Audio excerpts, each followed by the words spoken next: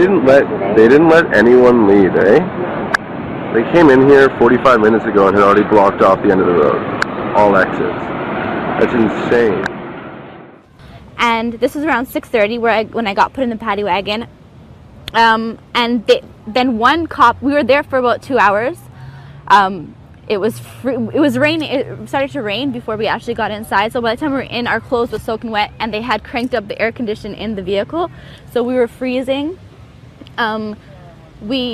They wouldn't allow us to go to the washroom. They wouldn't allow us to. There's one woman who started hyperventilating, and they wouldn't allow her to leave. She was like, there's like holes in the door, so she was trying to breathe through there.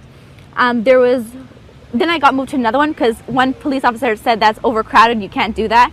Then I got to move to another one which had the same amount of people in it, 10 women to one 2 meter by 1 meter like steel cage pretty much. And there was one lady there who was 50, she was 59, and she had a kidney condition where she only had a certain percentage of her kidney working, and she told the cops, can I please go to the washroom? If I don't go to the washroom, my kidney will burst.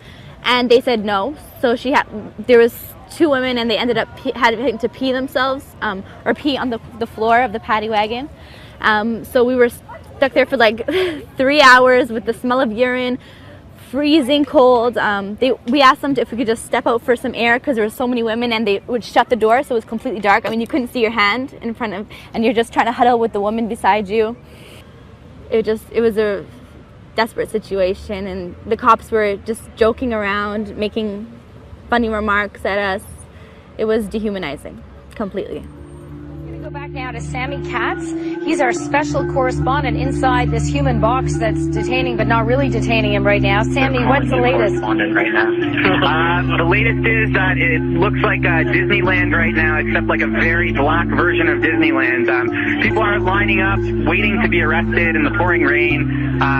They're boxing people in every more. People just want to go home. So at this point, they're just putting their hands in the air and waiting their turn. The problem is that the riot police don't have the capacity right now to take everybody away. There's probably something like 200 people that I can see that are arrested. They don't have the capacity to arrest everybody else that's here right now. Look at that rain. This is all part of the story right now. The heavy downpour. These people are being detained at Queen and Spadina in the pouring rain. They're soaking wet. They're cold. They're chilled. There's even pets in that area where they're being held. If there's anything you guys can do, if you can keep contacting the mayor for people here.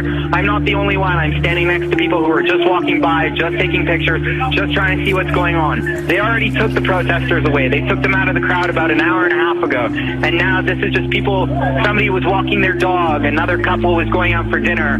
I was just taking pictures. A lot of people were just walking by, and now we're stuck in the rain for the past 2 hours, freezing cold. Well, the public sentiment on this, it's not good, I can tell you that. And we need to hear from the police chief, the mayor, someone who can speak to this situation that seems absurd when I'm looking at a woman in a tank top standing in the pouring rain with her arms held behind her back, threat or no threat. Processing this way seems very, very strange. Now, in terms of, you were mentioning, Stephanie, the number of people that were not commenting. Well, I did have one police officer who spoke to me just off the record, and I said, hey, what's going on right now? And he says, the wagons are coming. And I said, well, what about the people? What's going to happen to them? And he said, if they're in custody, they're going in a wagon. And those are his exact words.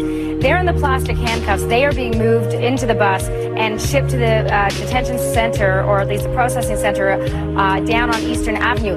There are still about 150 to 200 people just standing in the pouring rain, corralled by the riot squad for no reason, no handcuffs, just standing there, not being given any water, not allowed to take bathroom breaks, not being told anything, not being given any explanation, not being asked any questions, just simply being held in a downpour. And you can see them shivering in the pouring rain. It is cold out right now. We were just let go by police, but they've chartered buses, and there's hundreds of people on these TTC buses. They've let us go. I can barely feel my legs. I'm still soaking wet. It looks like they've been severely embarrassed in this situation. They have 6 buses, 6 TTC chartered buses full of protesters, and they're taking them to the detention center now.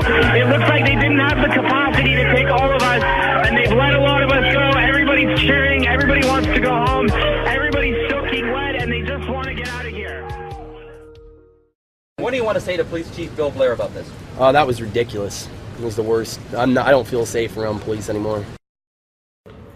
And so they finally, I guess they really couldn't take us anywhere because they had no space. They were trying to, we hear them on the phone trying to like see if they could take us to 32 Division, or the Eastern Avenue was completely full, and they had no space no spot to take us. So they ended up letting us out around 10:30 at night. Right where we were detained, we just sat in the back of the paddy wagon for 4 hours for absolutely nothing. It was a complete power trip on so many levels. Like they were able to say and do anything to us, and knowing that we had absolutely no power.